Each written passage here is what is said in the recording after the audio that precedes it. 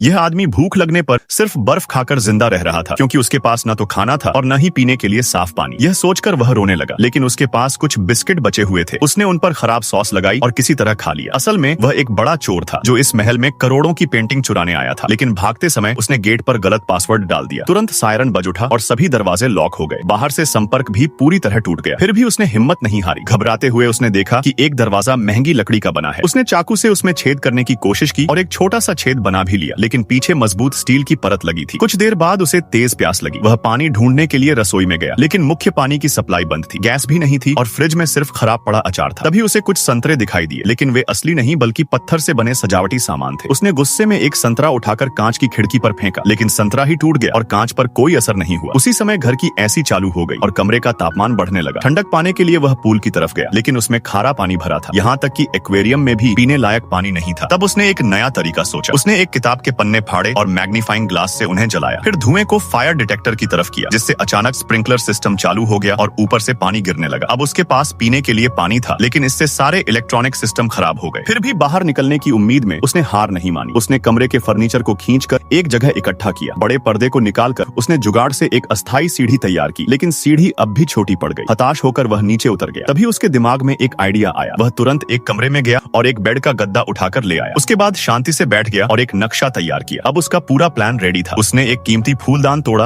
और उसके टुकड़ों से अपनी आंखों को बचाने का इंतजाम किया। आखिरकार इस बार वह धीरे धीरे छत तक पहुंच गया। फिर वह छत के किनारे को तोड़ने की कोशिश करने लगा, लेकिन वह स्क्रू से मजबूती से जुड़ा हुआ था। उसने लकड़ी के टुकड़ों से औजार बनाए और एक एक करके स्क्रू खोलने लगा। आखिरकार जब सारे हिस्से हट गए तो उसने आखिरी स्क्रू भी निकाल दिया। जाने से पहले उसने दीवार पर एक संदेश लिखा, फिर सीढ़ी पर चढ़ा और आखिरकार वहां से बाहर निकल गया।